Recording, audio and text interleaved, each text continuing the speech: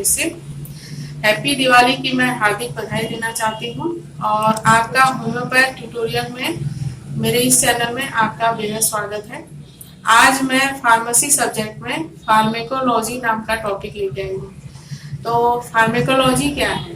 तो फार्मेकोलॉजी ये है कि ये एक तरह की साइंस है जिसमें हम जो दवाइयाँ जो बनाते हैं उसका जो क्रूड फॉर्म होता है उस क्रूड फॉर्म का एक्शन हम जानते हैं। तो एक्शन जानने के लिए हमको क्या क्या चीज़ की जरूरत पड़ती है? तो इसमें क्या होता है ना कि अकॉर्डिंग टू ऑर्थोडॉक्स मतलब यानी एलोपैथ पद्धति से हम जो भी मतलब इसको चीज़ की जरूरत पड़ती है वो है एनिमल। और हमारे जो है इसमें क्रूड फॉर्म जो दवाइयाँ होती हैं उस क्रूड फॉर्म की दवाइयों को एनिमल पे प्रूव किया जाता है। इसका जो डोज होता है और उससे एक्शन जो दी जाती है दवाइयों की उसमें टॉक्सिकोलॉजिकल और फिजियोलॉजिकल एक्शन जो होती है वो एनिमल में प्रूविंग करने के बाद पता लगती है। लेकिन हमारी होम्योपैथ पद्धति में डॉक्टर सैमुअल हनीमैन ने हेल्दी ह्यूमन बीइंग को सिलेक्ट किया था और हेल्दी ह्यूमन बीइंग से सिलेक्ट करने के बाद उसमें जिसको हम प्रूवर कहते हैं तो उस पर प्रूविंग करने के बाद हम कुछ जो है सिम्टम्स जो है हमने उसमें से कलेक्ट किया।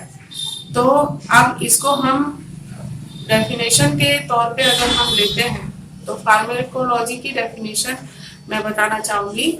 Bye this science we can know the action of the drugs on the prover, by which we can acquire knowledge about the action of drugs on the general system or individual parts of the living body. According to the different schools of medicines, different provers are required, such as orthodox school of medicine, they uses animals.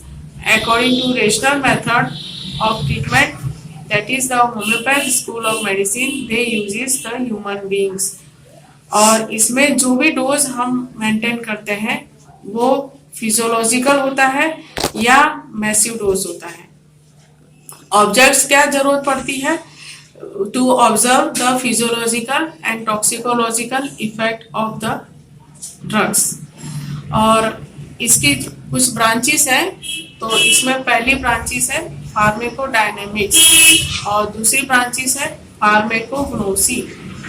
तो फार्मेकोडायनेमिक्स is a one of the branch of the pharmacology which helps to the acquire knowledge of the action of and effect of the drugs in the healthy human being, healthy organisms, and it has got great importance in homeopathic uses because it concerned with the dynamic action of the drug.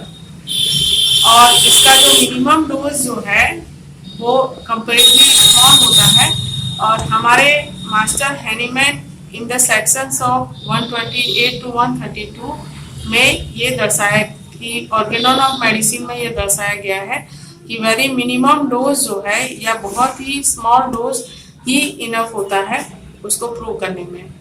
और इससे हमको क्या पता लगता है? इससे हमको ये पता लगता है कि subjective objective symptoms, uncommon symptoms and उसके बाद हम इससे एंड तक हम मतलब इंडिविजुअलाइजेशन पे पहुंच सकते हैं।